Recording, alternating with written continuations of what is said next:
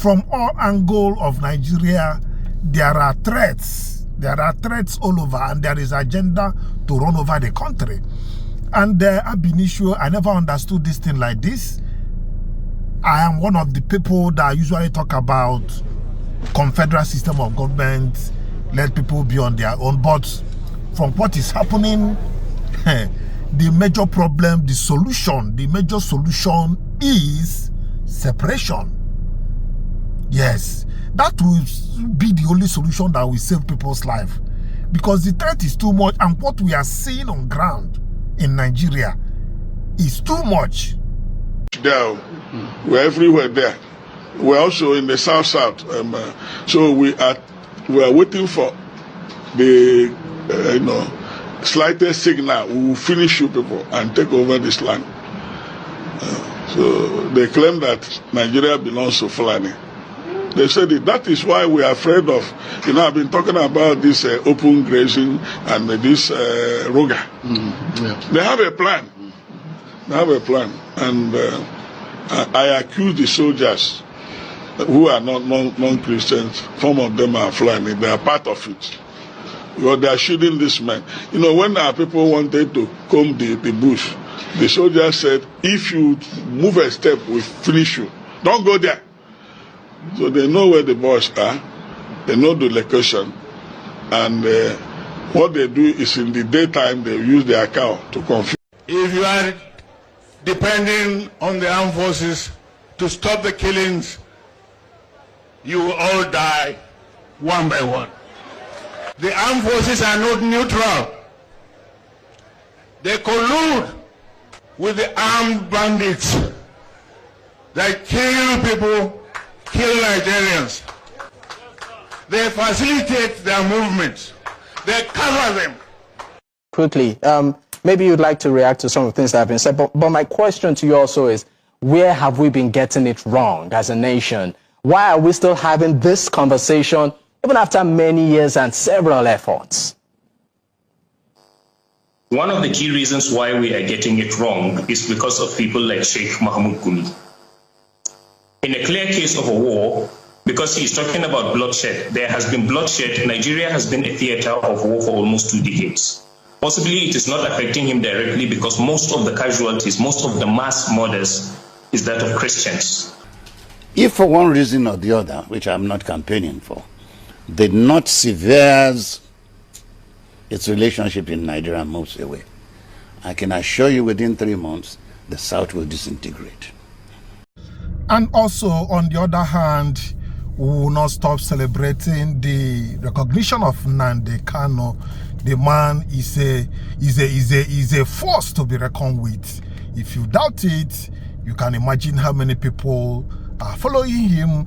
And I know one thing why they follow him, because of the truthful nature of him. That is it. Do you know that honorary citizenship award given to him, can be equated to just very few people in the world, very few people, unquote, because if you know some, you can stay top. I know that they gave P2B, and somebody like Nelson Mandela was given that same award. Somebody like Raoul Wallenberg, the person that saved the Jews from Holocaust, he has that same award. Another person, somebody like Mother Teresa have that same recognition. That is it. So we are going to see and hear more details in this video. Well, why I mention these things is for people that are jealous of the man. Nnamdi Kanu has his own grace that no other person has. So make una leave am between him and him God. Now he know what they do. So don't jealous him, because you cannot even pass half of the sufferings that man has passed through because of what he believed in, and which is the truth among every other truth. You see, the only thing I myself personally I can do for Christianity is what I am doing now. Bringing these things up, let people know the reality of things on ground concerning Nigeria. And you as a viewer, you still have your own part to play by letting others know what is happening, sharing the videos, let the world know that there is problem. And these guys don't cohabitate with other religions. just like what we have been hearing, that anywhere they are, they want to dominate and take over. That is their plan. This man have raised a critical topic which none of the TV channels in Nigeria have ever think about. Like what this man said here concerning the current situation of attacking the bandits will be a mistake. Negotiate with them instead. The causes of all this chaos is because they are not included in the budget. So USA attacking them will cause more chaos in the country. Right? The best solution is negotiation with them, and they should be included in the budget. And with news, only negotiation can solve these issues. Give them whatever they want for peace to reign. The UK is in trouble. Canada is in trouble. A lot of countries in the EU are in serious trouble. And this is because immigrants from Islamic extremist countries have gotten so comfortable that they are now demanding that Sharia law be implemented in these countries. I don't understand how these things happen. How can you run away from a country that you had the Sharia law that you so much desired, run to a country that they have their own culture and practices, and then you're now demanding that the culture in the country you ran away from be implemented and imposed on the people in the country that you ran to? I don't understand how people think this way. These people have gotten so comfortable and they are now protesting, demanding for these things. And they're now beginning to behave the same way they were behaving in the countries that they ran away from, praying on the road, blocking roads and doing all this kind of rubbish. Some of these protests have become violent to the extent that they are now destroying and burning down things. I hope something is done about this as soon as possible. If not, Italy will become like Pakistan. UK will become like Uzbekistan. And before you know it, by 2050, Islam would have become the dominant religion in the UK. Now, is this supposed to be a problem? No. But is it a problem? Yes.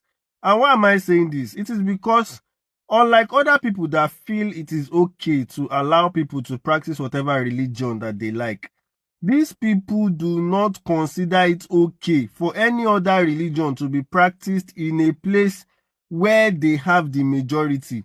Now, this is not just a projection. It is already happening. The immigrants from these Islamic countries produce the highest number of children. Some of them have up to 5, 6, 7 children per family. While the indigenes, the original local indigenes of the UK, would have 1 child or even adopt a dog or a cat and tell you they don't need children. Some of them will not even get married. So by 2050, everybody in the UK will be wearing hijab. Now, if you check the records, you'll find out that the most common name in the UK right now that is given to babies, male babies in the UK right now, is Mohammed. And by the year 2050, in numbers, they would have outnumbered every other religion in the UK. And of course, you know what follows. So, I don't know, but if they don't act fast now, it will be over even before we know it.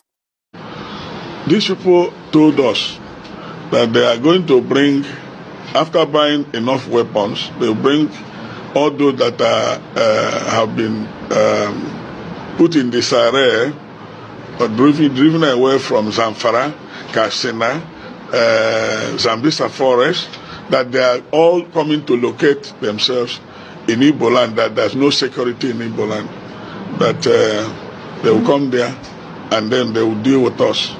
And that the dumb man was just flippant. Maybe he took something. He said, do you know Ibadan? Lagos Expressway? We are in all the bush there. We're everywhere there. We're also in the south. So we are waiting for the slightest signal. We will finish you people and take over this land. So they claim that Nigeria belongs to Fulani. They said that is why we are afraid of, I've been talking about this open grazing and this Roga. Yeah. They have a plan. They have a plan. And I accuse the soldiers who are not non-Christians. Some of them are Fulani. They are part of it. Because they are shooting these men. When our people wanted to comb the bush, the soldiers said, if you move a step, we finish you. Don't go there. So they know where the boys are, they know the location, And what they do is in the daytime, they use their cow to confuse people. Then after some time, the cows will go to rest and they take their gun and do the operation of kidnapping. Government should act decisively. They should act decisively. Otherwise, what is happening in the northern part of the country will be a child's play to what will happen here. So government should sit up, because the primary purpose of government is to secure life and property. Yeah. Any government that has failed in that has failed woefully. And Nigeria is on a reverse gear. We are nosediving. We are nosediving. You know, we don't have security. All the bush we went around, no soldier, no police, nothing. The people, you know, were having a field there. And where they released us was, if they kidnap people along Isukwato, they will parade them round, and there, when they pay ransom, they are released from that particular spot. Those they arrest, they kidnap along the Enugu Expressway, Log Banta, they bring them. Eventually, they bring them there to collect ransom. Those they kidnap along anywhere in the south, around the southwest. So they know that they are there. And I guess that when I said to the Oga, how do you collect this money? He said, don't worry. Once we are through with you, we will invite motorcyclists. They will come and there will be a truck. A truck will come to put the money in the truck. And that the people who paid them said that was exactly what happened. Immediately they came out from the bush. They told them they were monitoring whether there is police or army. They said, go up. Okay, come back, come this way. And then eventually they stopped. A truck came without number. So the boys will carry one Ghana must go, put in the truck until they took the 100,000. After they have counted 100 million. Fellow citizens, in these past weeks, our beloved country, Nigeria, has endured its most humiliating international public image since the Abacha era. Years of leadership failure to confront our nation's underlying crisis finally came to a head as the deteriorating state of our country drew the most despicable language ever used by a world leader to describe Africa's largest nation, with President Trump referring to Nigeria as a now disgraced country. The sudden intense flurry of activity from the Nigerian government following Donald Trump's threat only betrays the fact that before now, Nigerian leaders had buried their heads in the sand like ostriches, preoccupied with the politics of chaos and paying little attention to the real work of governance, until Donald Trump's insults jolted the sleeping giant. Nigeria's political class have been dancing on the hot stove like the experimental frog that slowly boiled to death as the heat rises. They have numbed themselves to the painful realities that ordinary citizens endure daily. It is a stain on the Nigerian government that it took the threat of external intervention to rouse leaders to their responsibilities. It's a shame on our National Assembly that it took the United States Congress, not the representatives elected by Nigerians, to convene a hearing on the lived experiences of citizens suffering under insecurity, while those in Abuja were busy with politicking, posturing for political relevance, defecting from one political party to another in their desperate maneuvers to secure the question here is Tunde Bakare just waking up from his slumber, or he just want to hypocritically talk so that he will put his name among those that have spoken out? Meanwhile, he have been silent for many years, since him and the Adeboyo of a Redeemed Church connive with Reverend Fadeji Kembaka to make sure that Jonathan was chased out of power. Now, the question I want to ask Tunde Bakare, what is holding you not to move your congregation to come out in massive protest against the Christian genocide, against the innocent Nigerians that are being slaughtered on a daily basis? Why have you gone mute all of a sudden? Now, for me to take you serious, you need to reciprocate what you did against Jonathan. Against this, you need to do the same thing against this very person, against this very administration of Tinubu. Not just coming to speak because Donald Trump, you have seen America coming close, then you want to come and pretend. No.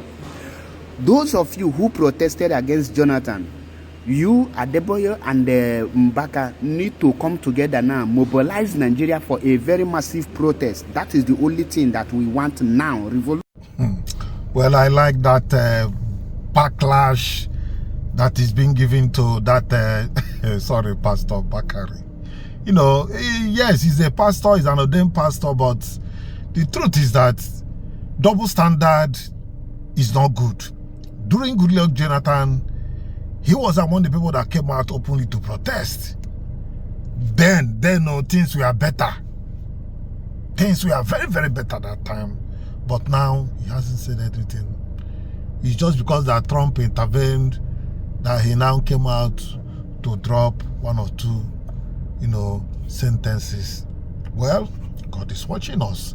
But the Christianity that has been under siege, they have not come out to say anything or to protest what is happening. Is that how Christ led Christians when he was alive? Is that how he did it? Well, it's between you and your God. Quickly, maybe you'd like to react to some of the things that have been said, but my question to you also is, where have we been getting it wrong as a nation? Why are we still having this conversation even after many years and several efforts? One of the key reasons why we are getting it wrong is because of people like Sheikh Mahmoud Gumi. In a clear case of a war, because he's talking about bloodshed, there has been bloodshed. Nigeria has been a theater of war for almost 2 decades. Possibly it is not affecting him directly because most of the casualties, most of the mass murders is that of Christians. He appears to be a negotiator, but to be very honest with you, he has advocated more for appeasing the terrorists rather than advocating justice for the victims. And I think it's important to us because I believe he's an Islamic cleric. He understands the concept of justice. How do you deal with a scenario of people raping women, people killing soldiers, people decimating homes, people sacking communities, but then the strength of your advocacy is that the government should appease them? Where in the whole world, in the history of any war, whether guerrilla warfare, whether military warfare, have you ever found a situation where there is an active bloodshed going on and then you believe that appeasing the criminals that are carrying out these genocidal attacks and infusing them into the military will help? From the very beginning, when the notion of amnesty, de-radicalization and integration began, we have never seen a scenario where these repentant terrorists, as they call them repentant, have ever led people to their camps and they were decimated. They have been growing exponentially. They have been acquiring more arms. So that is basically the problem we are having. We are getting it wrong simply because we have managed to create a false narrative. An example is we have managed to compartmentalize terrorism or these Islamist activities to look as if it is only Boko Haram that is doing it. The reason is because the rest of the terrorist groups that are jihadist in nature have been forged into different names. For instance, he's talking about two fighting. There is no two fighting anywhere. It is important also, we would love it if you are able to have an example of one Christian militia that is operational in either Sokoto or any of the Muslim dominant state that have been raping women and killing people, then we can understand that. And at least the Muslims will equally lend their voice and say, okay, whatever it is the Americans are claiming that the Christians are suffering from, we are also suffering from it. And since it is all about eradicating terrorism, then good, come and eradicate them. But I think the problem is not just because there are foot soldiers who are killing people.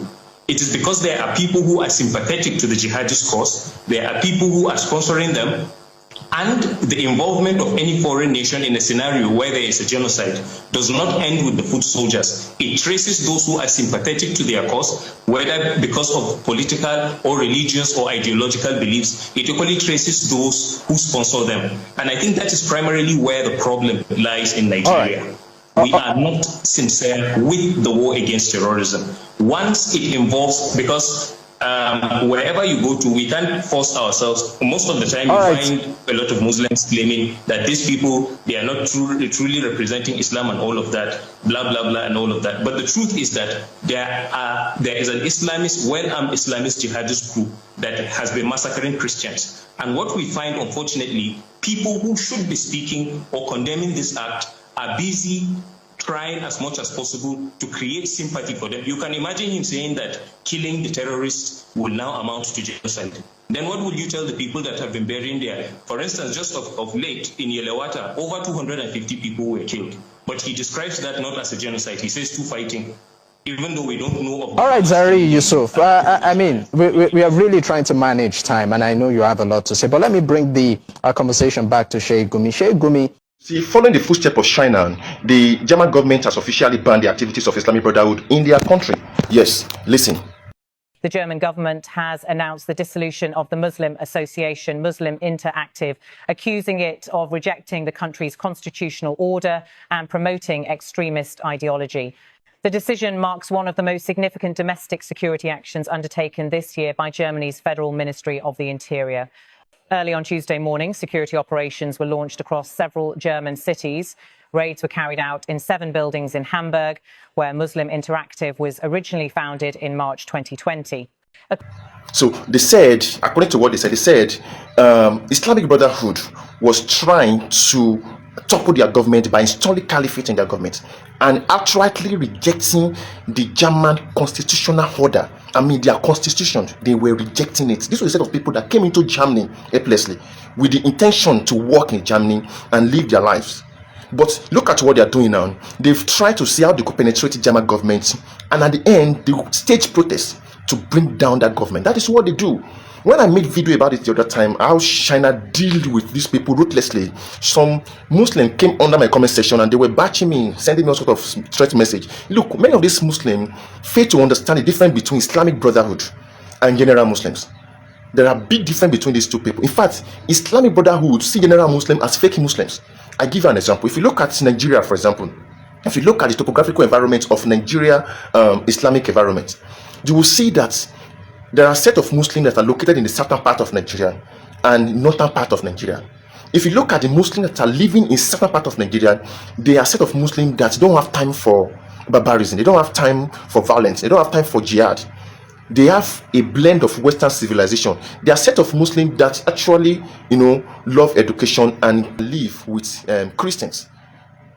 Understand? So this set of Muslims goes about their thing. They are not the set of Muslims that marry 6 years, 7 years old girl, like the Muslim Brotherhood that believe in Sharia.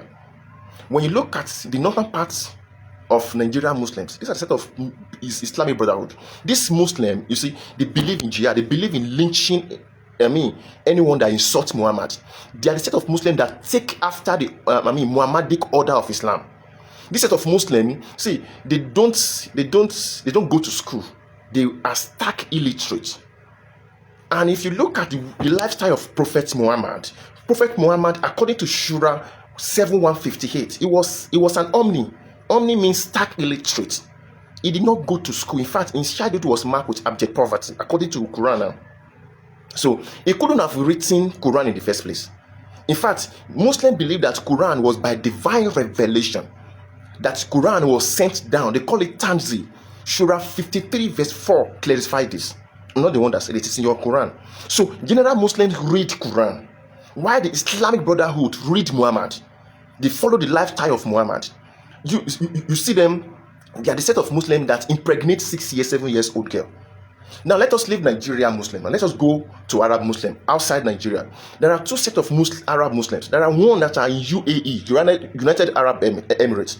Why the Muslims in Iran, Afghanistan, Pakistan are Islamic Brotherhood. They have one goal and one agenda. The agenda is to topple Western civilization, is to destroy Western civilization.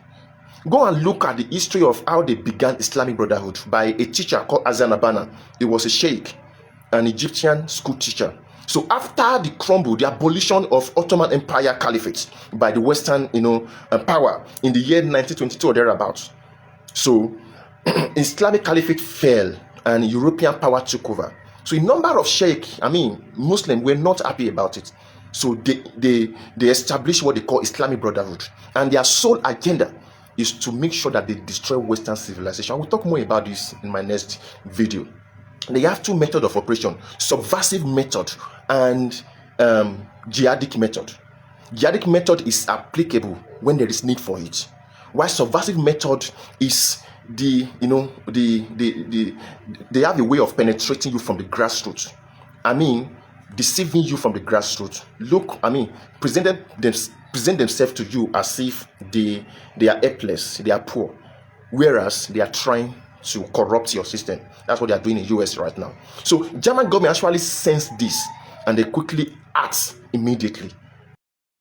Well, to me, the only thing the world can do is no more than what people are saying now, which is, demarcating these guys away from the Christians. Christians are not violent. Christianity is not violent religion, and there is no radical Christianity. Yes, so the only thing the world can do, the best thing is to, separate, have boundaries, a good boundaries with different this type of religion. Islam and those that are Christians, so that these problems will reduce. The killing and whatever agenda the people have, will die down as it is in Yugoslavia.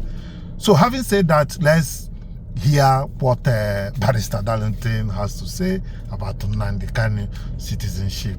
Thank you. This is an honor given to a man who is currently serving jail term in Nigeria for, allegations of treason and the rest of them.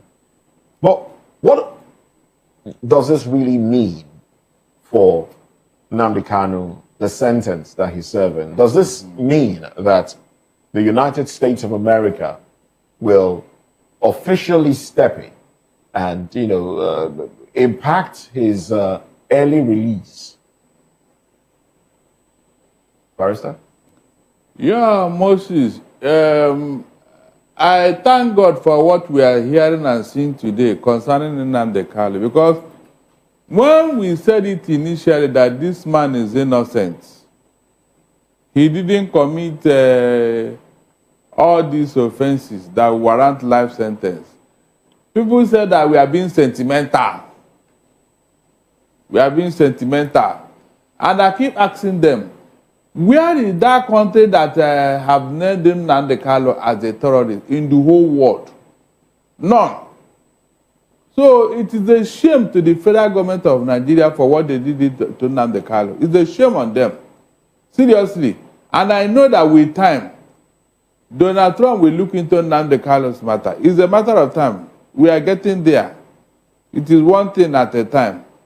One day, Nnamdi Kanu's case will come up at the international level, and the whole world will ask questions. Because everything that was done to Nnamdi Kanu was not right. Seriously, it was not right. Do you know the irony? The man who went to Kenya to kidnap him is going through the same ordeal that he subjected Nnamdi Kanu to. A court freed him the other day. As he was coming out as a free man, DSS arrested him and took him back to jail. The same thing this man did when Nnamdi Kanu was freed. You can imagine. So it's a matter of time. Nnamdi Kanu, I thank God for the spirit he has.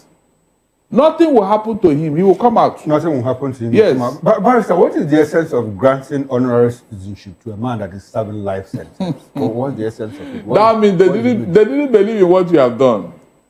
Mr. Okoro, it shows that the world out there, they believe in Nnamdi Kanu. They believe in the body. They believe in the cause you are pursuing. It shows that the Nigerian government made a mistake. If I said shame will be on them for all these things, shame will be. Let them challenge America and ask them, why did you give them such an honor to a man? Let them challenge them. Yes, I was coming to that. How do you think this will impact Nigeria-US relations? They won't even they won't talk about it, Mr. Okoro. They won't even mention it at all. They will pretend as if they didn't hear or see it because they don't want to anger everybody. Because of what they did to Nnamdi Kanu. Everything, the trial, everything was wrong. And they know it. They don't want to put him away. Look at what other people have done. That is 100 times more than what they were accusing Nnamdi Kanu of. What happened to them, Okoro? Please, what happened to them? It's a shame on the federal government of Nigeria for what they did to Nnamdi Kanu. His God will fight for him over this nonsense they did. The real terrorists are out there. They are dining and whining with them.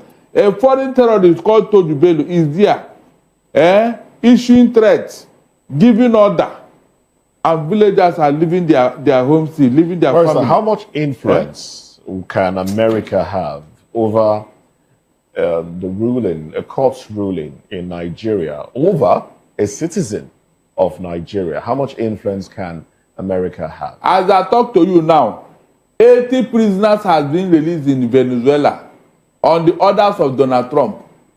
80. These people that this president drug pusher has detained. Maduro. Yes, Maduro. Yes. They are being released. So wherever there is injustice everywhere in the world, Mr. Okoro, we should all fight it. At the time when he was incarcerated. I mean, we know how America can be with those that are from America, especially when they have dual citizenship. We know how they can interfere in such incarceration. Why didn't America interfere when he was incarcerated? Because the wife even called for assistance. Some Nigerians also called America to get involved at that time. And the international community as well. The bureaucracy in America is so huge. In fact, America is the world. The bureaucracy, the information Donald Trump received in his day is almost the information the whole world received. All this thing come to his table. So it took time for it to get to his ears. I think so. It took years for it to get to his ears. But he was almost there. Ask yourself how this trial panned out. That was when the discussion was on. And this federal government discovered that this man may call for Nnamdi Kanu release. And they went on a trial, on a hurried trial. That was why I kicked against what she already did. When he was talking about the releasing Nnamdi Kanu protest. I kicked against it. Everybody saw my stand because I knew something was in the offing. It would have been easier now for Donald Trump to talk about Nnamdi Kanu in detention than now that have judged him. And the federal government knew. That was why they hurried that trial. And I was telling my people, don't support this show and what he's trying to do. There's something behind it. Nobody listened to me. It would have been very, very easier because by now nobody will talk of a trial because of what is going on today. Nobody, the federal government wouldn't have tried to try Nnamdi Kanu with Donald Trump looking at what is going on here. Because he will ask questions. So why are you trying this man when other terrorists are out there? Barrister, do you think this move will force Nigerian government to have like a behind-the-scene political? Of course. Yeah, it's going to having that legal confrontation. It's going to happen. It's a question of time. All these things will come to the table at one point or the other. Because right now, Donald Trump is saying no more Muslim ticket. No more Muslim. Is that what he said? Donald Trump, that's the condition he gave. No more Muslim. And Tinubu dare not go against it. He said it. All right. Talking about Barrister, I recall asking when you brought the issue of Jackson, Sunday Jackson, who was released last week. It's like somehow I preempted this award given to Nnamdi, because I asked you at that point, do you think that the United States will give this as a condition? You have to release it. Yes, I said so. Yes, I said. Exactly. I asked you the question. Yes, it's coming. I want us to return to the issue of how this impacts, Nigeria-United States relations. For a while now, the federal government has been saying, look, it is IPOB that went to the United States of America to tell the US government and Trump that, look, there's Christian genocide in Nigeria. At the backdrop of this, you see a state in the United States of America, Georgia, to be very precise, award Nnamdi the honorary citizenship, an ambassador of goodwill, you know. And I want us to return to the issue of how that will impact Nigerians. Do you think that they will call up the issue of the image burnishing that they are doing, where we are paying about $750,000 a month? Is it going? Are they going to use it to attack and, you know, recreate the narrative about IPOB being a terrorist organization and all of that? What do you expect to see in the coming days coming from the Nigerian government? I am telling you that the shame of what the federal government did to Nnamdi Kanu and IPOB will not allow them to mention anything like that again to the U.S. government.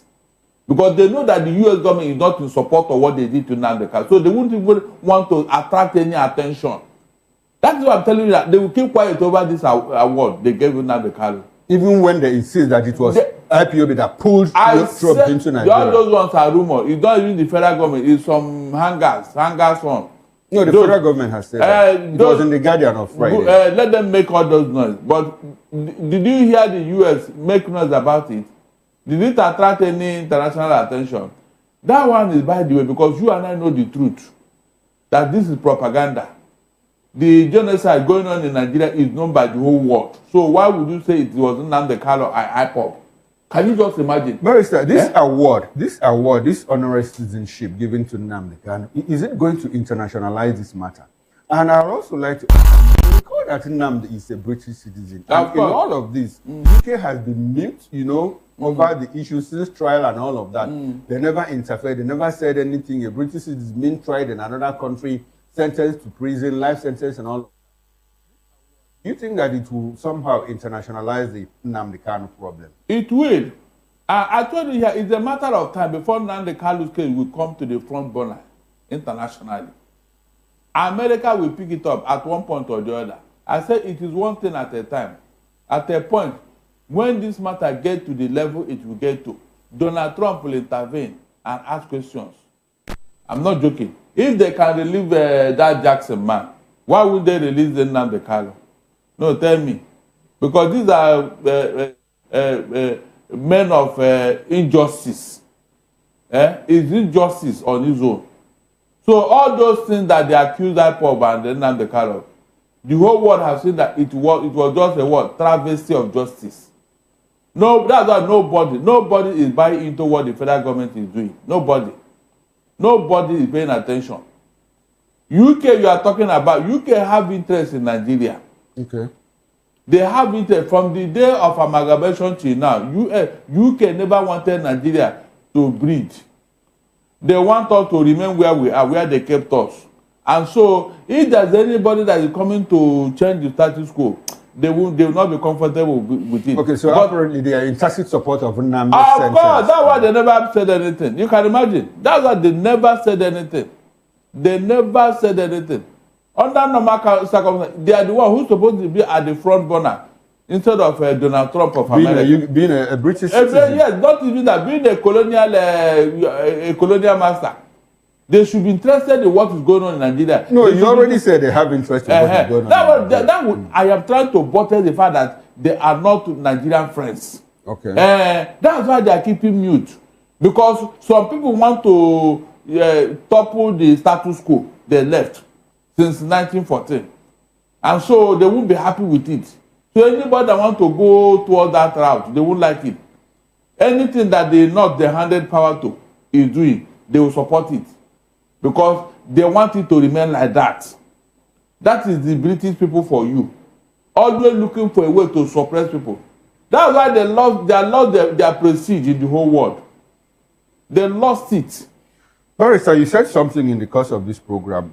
Trump having to go to Venezuela to release about 90 prisoners. Yeah, 80 of them. And you say you expect that he will do the same thing here in Nigeria. Of course, he has already done that. Yes. Barrister, how does that fit into international law, international relations, about the issues of sovereignty? What is America trying to say? Like, you stay in your country. Trump already said, well, we are running Venezuela from Washington. So what does that speak about global power in terms of sovereignty of nations? Good. Is it a proper thing to do? Is it right to do that? I have told you here that evil does not last forever. Who defines what is evil? Hold on, I'm coming. Professor, who defines what is evil? Somebody. Somebody. Yes. The same Donald Trump that Saudi Arabia, when they killed Khashoggi in Turkey, yes, is now trying to speak about good and evil. So who determines what is evil? Mr. Okoro, now let me tell you, there are levels of evil. Okay. If you're a world power, you decide what you want and what you don't want. That's why you're a world power. Okay. You decide what you want and what you don't. It's like challenging God. Who are you to challenge God? Who are you? There are things that God has done that we don't even understand. Some of us will think, if we see God, we'll query him. But he's God. He said nobody can query him. That's the truth. You said that you are giving a land to the Israelites, a promised land. Meanwhile, some people were in that land. You give them the. Is that not what causing problem today? So can you go and ask God, why did you do this? You can't. Okay, so God is the architect of that problem now. Didn't you hear me? He said a promised land. And the promised land is where the Palestinians were living. Didn't you see one day when the Israelites were dragging them away from their house and occupying it by force? Okay. Didn't you see it? No, I asked a simple question. I'm telling you now. So, but there must be a history behind it. Okay. So when a world power is dictating what he wants, and what he does not want. So you don't have the power to challenge So him. when a world power, so the line between good and evil gets blurred because there's a world power. Of course. Because the Trump will say, well, we can't stop doing business with Saudi Arabia because Khashoggi was killed. And the same Trump will turn around and say, well, release 90 prisoners from Venezuela because they were, unlawfully in international politics. The Machiavellian principle plays a major role. The end justifies the means. If there's an end you are pursuing, you can overlook all that to pursue that end. Saudi Arabia is a business partner with America. America is owing that country so much money. American security are in that country. American business, American companies are in that country, and they're making a hell of money. So that alone covers every other thing. Let's bring it back home. It's a capitalist state. Let's bring it back home. So we have established that great powers do whatever they like. Exactly. So if we come to back home here in Nigeria, is it proper to say that great politicians should do what they like and work? No. You are cherry picking. Oh no. I said great power. What power? So we are talking about powerful people in the country. No, can they do what they choose? There is no powerful person here. Do you know what it means? Is that what you are comparing? Because you stole a lot of money. Is that what makes you powerful? How did great powers become great powers? They work on their economy. America is the greatest economy today. Can you challenge it? $39 trillion. Okay. You are not even up to 1 trillion. What are you saying? So we are comparing. I'm trying to convince you. Don't go through that route. There's no great man here. All of them are looters. They plundered the economy. Do you know how America made its money? They worked on their economy. How did they work on it? They grew their economy. No American president has been accused of the type of humongous amount our leaders are stealing here. Nobody can do it in America and get away with it. It is not possible. The system will catch him. But here, up to today, we are talking about 210 trillion naira missing in NPC. Mr. Okoro, that money is with somebody. Two of us. Did it just disappear? Is that what you call a great man? So with this new Georgia proclamation, so are we saying that Kanu's case is now being reframed globally as a human rights issue and not a criminal one? It has never been a criminal matter. That Kanu is a political prisoner of conscience. Forget about all these shenanigans the federal government are doing and all that. I'm telling you that people have done worse than Nnamdi Kanu, and nobody called them. Nobody even reprimanded them or arrested them. Is that not true? People that sponsor the terrorism are still with us up to today. They are here.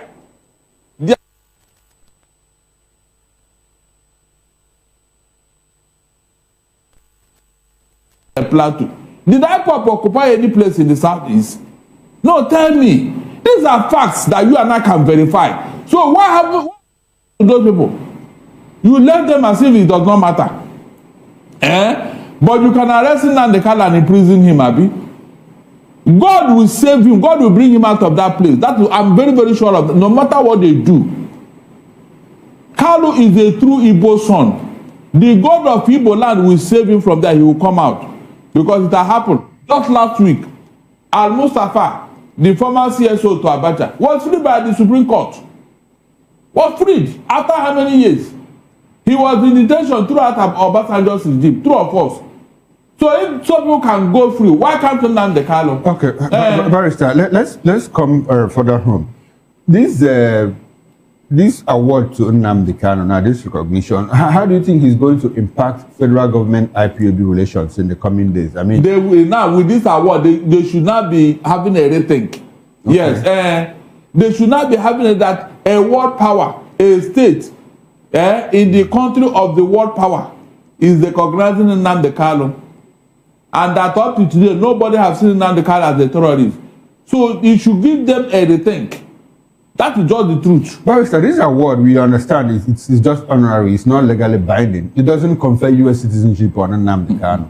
Am I correct? Look, it's just honorary, yes. Now, from clapping hand, we enter dance. So. Okay, so where are we now? We are clapping hand now. Okay, so honorary now, not full citizenship. We are going there. It's a gradual process. That's what I'm saying. It's a another state. You know, America have 50 states. Exactly. One of them will take it a notch further. One of them will say, so this guy, okay, let us take No. My question is this. It doesn't actually confer U.S. citizenship on Nnamdi Kanu. It's coming now. It's coming. Okay, it's coming. So in the meantime, before it comes, so how do you think that will affect IPOB federal government relations here in Nigeria? Is Nigeria going to come hard on them? No, for what? For what reason? They are even softening up now. The other day, they celebrated the January 27th killing of their members somewhere. They protested all around the South. Nobody talked to them. Abi? So they are beginning to understand what is happening. Okay, so there's more like a tour in the relationship between FG and IPO. Yeah, they are beginning to be sensible. That's what I'm telling you. Yes. So you think that this president is doing good by that? No, he's not doing any good. He's not doing any good at all. This is your right. Okay. You cannot give me my right. This is a natural right for me to protest what I don't like. He's not doing anything. No, he has allowed a free space. We had people who didn't allow a free space. That's what it is their own no job. Didn't they get to what they deserve from that? How can you give me my right? It's my right. I'm the owner. So why can you not give it to me? No, you don't. You have not done me any favor. But someone once took away that right from you. And the person got what he deserved. Okay, so the person that allow you to have access those rights now is not doing good by you. He's not doing any good because it's my right. You didn't hear me. He didn't do me any favor. The favor he will do to me now is to make sure that I'm secured. That's what he swore to do. He swore that he will protect life and property. That is the greatest thing Tinubu will do, and I will clap for him. Barrister, don't you think this recognition might also harden the government's stance against? No, they dare not. They dare not. Harden waiting. They dare not. The one they did is still smelling. They don't want to offend anybody again by being hard on anybody instead of the terrorists. They dare not. You have forgotten. America is watching minute by minute what is going on in Nigeria. You can't tell me that you are looking for peace and you are asking for trouble at the same time. No, America will not take that too. They will not take that. All right, viewers, you have heard what the barrister said about Nnamdi Kanu. You know, this man is very outspoken. So far, so good. I've not seen somebody that has that energy and always willing to dissect and be on the truth about national discussion. Yes, that's one thing you know him about.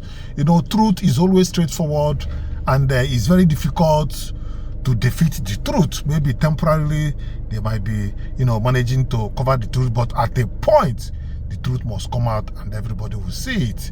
Yes. So at this juncture, I'm going to call it a day until I come your way next time. I'm still Chinedu. I say bye for now.